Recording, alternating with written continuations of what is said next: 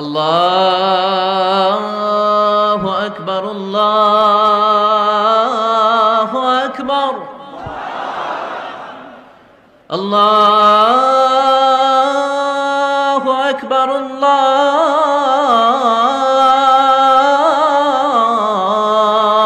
আকবার। অনেক ওয়াইফের তালাক হয়ে যায় জাস্ট বিকজ সে একটু নম্র ভদ্র বেশি, সে একটু আনুগত্যশীল বেশি। মানুষের ভদ্রতা আজকে মানুষের জন্য বিপদের কারণ হয়ে গেছে। আজকালকার বেশিরভাগ বলতে গেলে অনেক ওয়াইফের ডিভোর্স হয়ে যায় সে বেশি কথা শোনে বলে, সে একটু বেশি ভালো বলে, সে একটু মানিয়ে চলে বলে, তাকে গালি দিলে সে মুখ বুজে সহ্য করে নেয় বলে তার তালাক হয়ে যায়। এক অবাস্তব কথা হয়ে গেছে, কিন্তু এটাই বাস্তবতা। অনেক স্বামী তার বউকে যখন গালি দেয় বউ গালি শোনে, কথা বললে কথা শোনে, যা বলবে তাই হজম করে।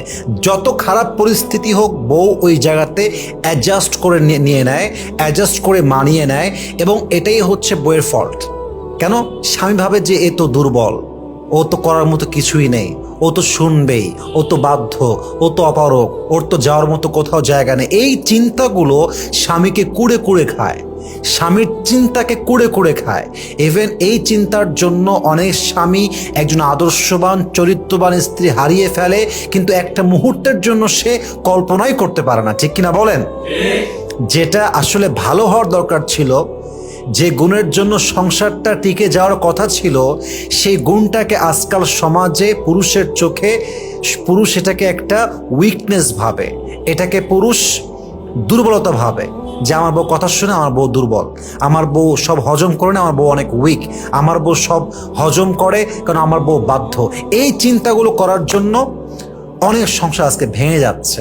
এজন্য আপনার ওয়াইফ আপনার কথা শোনে মানেই যে সে উইক, তার করার মতো কিছু নেই, ব্যাপারটা কিন্তু এরকম নয়। আপনার ওয়াইফকে আপনি ইচ্ছা মতো গালি দেন কোনো কারণ ছাড়া, কোনো অন্যায় ছাড়া, সে কিছু বলে না মানে যে সে বাধ্য, ব্যাপারটা এরকম নয়। বরং সে চায় সংসারটা টিকিয়ে রাখতে, সে চায় আজীবন থাকতে, সে চায় অ্যাডজাস্ট করতে। কারো ভদ্রতা যে দুর্বলতা ভাবে, তার চাইতে বড় বোকা পৃথিবীতে সেকেন্ড আর কেউ হতে পারে না। ঠিক কিনা বলেন আপনারা? এটা বুঝতে হবে প্রিয় ভাইয়েরা আমার। আপনার ওয়াইফের এই ভদ্রতার সুযোগ নিয়ে খেলবেন না। আপনার ওয়াইফ যে অনেস্ট লয়াল, এটাকে পুঁজি করে ব্যবসা করতে যাবেন না। অনেক স্বামী প্রথমে বুঝে না, পরে গিয়ে বাস খায়। I am so sorry to say that. আপনার ওয়াইফ ভালো পেয়েছেন ভাই, you are so lucky, you are so fortunate, you should be grateful for it, you should feel glad for it, যে আল্লাহ আমাকে একজন ভালো বউ দিয়েছে, আনুগত্যশীল বউ দিয়েছে, চরিত্রবান বউ দিয়েছে, যেই বউটা স্যাক্রিফাইস করতে প্রস্তুত, যেই বউটা অ্যাডজাস্ট করতে প্রস্তুত। মাথায় রাখবেন, অ্যাডজাস্ট করার গুণটা, মানিয়ে নেওয়ার গুণটা সব মানুষের মাঝে থাকে না। আপনারা এরকম বিয়ে শুনেছেন না, বিয়ের মাত্র 1 মাস তালাক হয়ে গেছে? আছে না? নাই? হ্যাঁ, ক্রাইসিস ভিন্ন, কোথাও হয়তো বা কোনো একটা অ্যাক্সিডেন্ট থাকতে পারে, ইনসিডেন্স থাকতে পারে, that's a different matter. But আমি বলছি অনেক বিয়েটা 1 মাসেই শেষ হয়ে যায়, 2 মাসেই শেষ হয়ে যায়, জাস্ট মেয়েটা অ্যাডজাস্ট করতে পারে নাই বলে। মেয়েটা বাবার এত আদরের কন্যা ছিল যে শ্বশুর বাড়ি গিয়ে 1 মাসও সংসার করতে পারে নাই। এরকম কেস সমাজে একটা না, হাজার হাজার লাখো লাখো আছে। সেখানে আপনার বউ যে এত কিছুর পরে টিকে আছে, অ্যাডজাস্ট করে আছে, it's a big challenge. You should be grateful for it and you should say to your wife, thank you so much. এটা বলা উচিত আপনার, এটা বোঝা উচিত আপনার, এটা ফিল করা উচিত আপনার।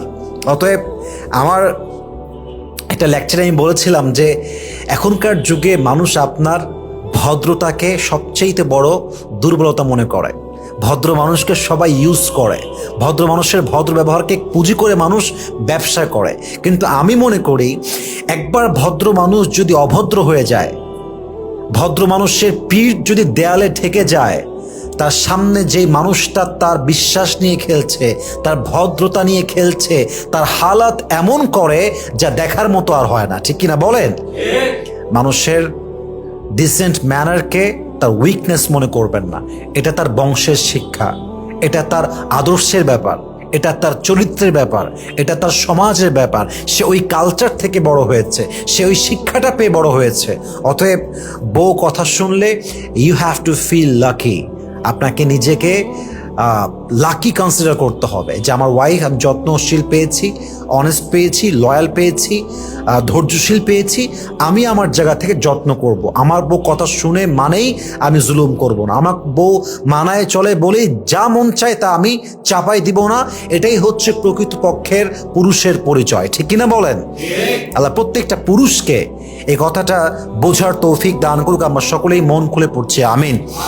শেষ আরেকটি কথা অ্যাড করতে চাই আমার প্রিয় বোনদের জন্য।